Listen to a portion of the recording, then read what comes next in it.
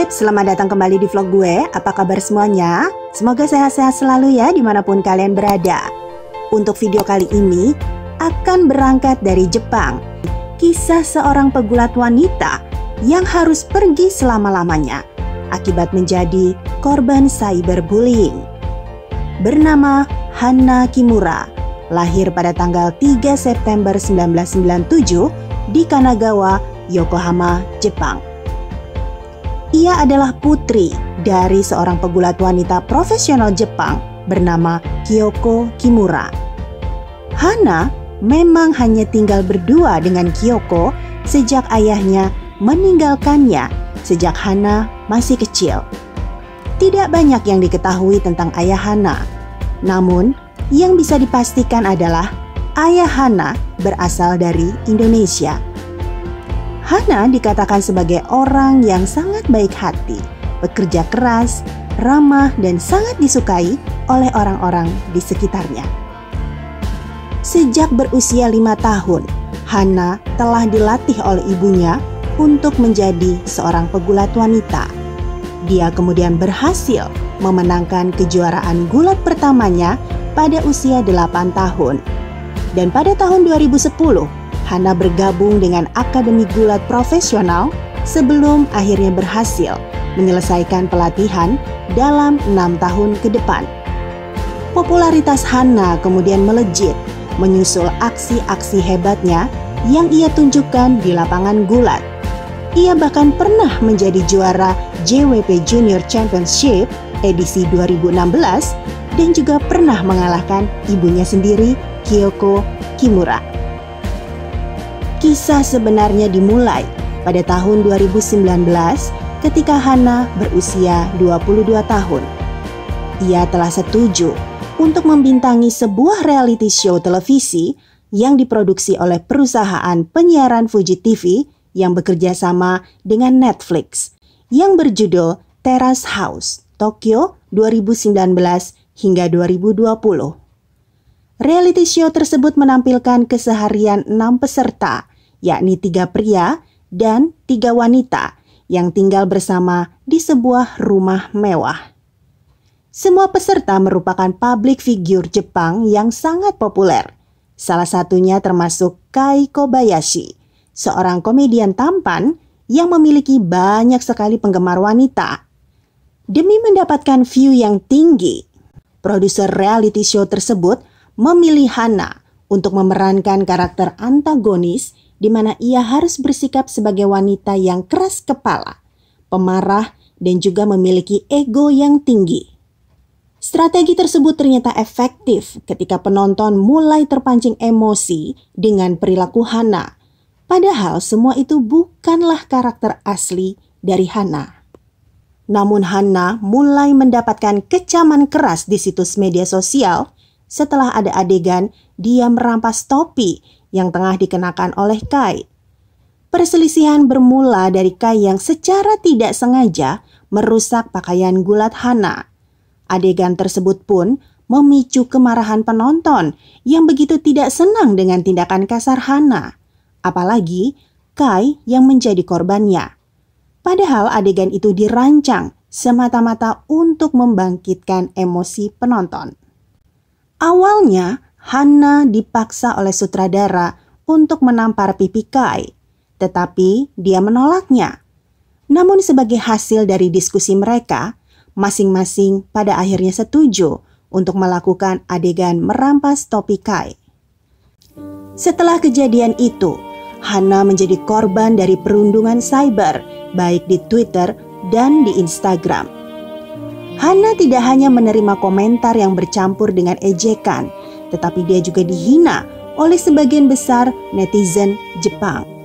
Bahkan banyak juga yang ikut menghina asal-usul dari ayahnya. Bayangkan betapa hancurnya hati Hana saat membaca komentar tersebut. Komentar lain juga ada yang memintanya untuk tidak lagi tampil di televisi. Juga komentar yang bahkan memintanya untuk menghabisi hidupnya. Serta belum lagi komentar-komentar pedas lainnya yang sangat menusuk jiwa. Hana mengatakan, "Aku menerima hampir 100 komentar jahat setiap harinya, dan aku tidak bisa menyangkal bahwa aku telah terluka karenanya. Hal ini dituturkan oleh Hana di media sosial pada hari kematiannya. Hingga akhirnya Hana yang semakin tertekan mengalami depresi. Pada tanggal 23 Mei 2020 pagi, Hana mengunggah foto dirinya bersama seekor kucing dengan caption "Selamat tinggal". Tak lama setelah foto itu diposting, Hana ditemukan tewas oleh ibunya di dalam rumah mereka. Hana tewas dengan meminum gas hidrogen sulfida.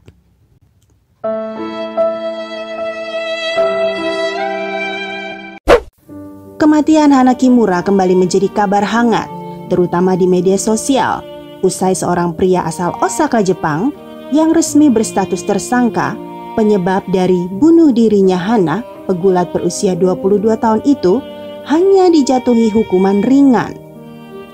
Melansir dari laman RT Sports, pihak pengadilan setempat telah menjatuhi hukuman ringan, yaitu berupa uang denda senilai $81 Amerika Serikat atau setara dengan 1,1 juta kepada pelaku yang identitasnya ini dirahasiakan.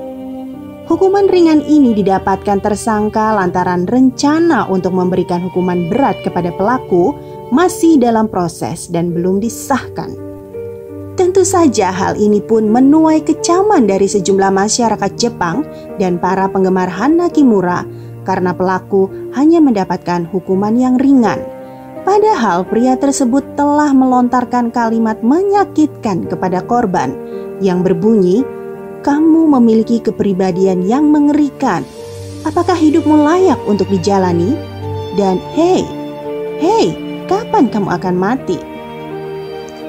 Hukuman ringan ini langsung menuai protes dari kalangan netizen dan juga penggemar Hana Kimura. Meski sang pelaku juga telah meminta maaf kepada keluarga korban, pasalnya mereka menilai hukuman tersebut benar-benar tidak adil, dengan korban harus merasakan rasa sakit akibat perundungan tersebut hingga pada akhirnya meregang nyawa. Ibu dari Hana Kimura belum lama ini telah meluncurkan organisasi nirlaba anti cyberbullying. Dia meminta pemerintah untuk membantu korban perundungan dan menginginkan adanya edukasi tentang etika dalam bermedia sosial diberikan di setiap tingkat sekolah agar kejadian yang sama tidak terjadi pada orang lain. Menyusul kematian Hana yang benar-benar mengejutkan, pertunjukan atau show dari Terrace House kemudian dihentikan. Banyak yang mendesak pihak berwenang Jepang untuk menjatuhkan hukuman berat pada haters Hana karena intimidasi yang mereka lakukan. Sebab ini bukanlah sesuatu yang bisa dianggap enteng sama sekali. Peristiwa kematian Hana Kimura karena perundungan online ini pun telah membuka mata banyak pihak. Salah satunya adalah pemerintahan Jepang. Wacana ini dikemukakan oleh Menteri Komunikasi Jepang yaitu Sanae Takaichi pada hari Selasa tanggal 26 Mei 2020. Kasus Hana rupanya menjadi pendorong sehingga Sanae merasa upaya pembahasan aturan anti cyberbullying ini perlu dilakukan secara cepat. Peraturan mengenai anti cyberbullying tersebut akhirnya disahkan pada akhir tahun 2020. Hal ini dikemukakan oleh Sanae Takaichi setelah mengadakan pertemuan dengan Kepala Partai Liberal Demokrat Hiroshi Moriyama dan Jun Azumi dari Partai Demokrasi Nasional. Mereka setuju untuk mendiskusikan topik ini di parlemen.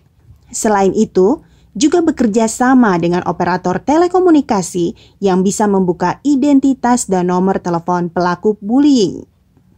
Bersamaan dengan wacana ini pun, satu kelompok kerja di Kementerian Dalam Negeri dan Komunikasi juga mendiskusikan cara untuk mengidentifikasi pelaku perundungan online. Berangkat dari kasus yang dialami oleh Hana, pada bulan Maret 2021, ibunya, Kyoko Kimura, secara resmi mendirikan sebuah organisasi anti-intimidasi yang dinamai Hana. So, jadi gimana menurut kalian, Beb? apakah hukuman yang diterima oleh pelaku perundungan tersebut telah mendapatkan hukuman yang setimpal? Tulis komentarnya di bawah ya. Demikian vlog kali ini. Terima kasih banyak untuk kalian yang telah menonton sampai akhir. Terus dukung channelnya dengan klik like-nya, kemudian komen-komen, di-share yang banyak, dan pastinya yang belum, jangan lupa untuk klik tombol subscribe-nya. Sampai ketemu lagi di video selanjutnya. Bye now!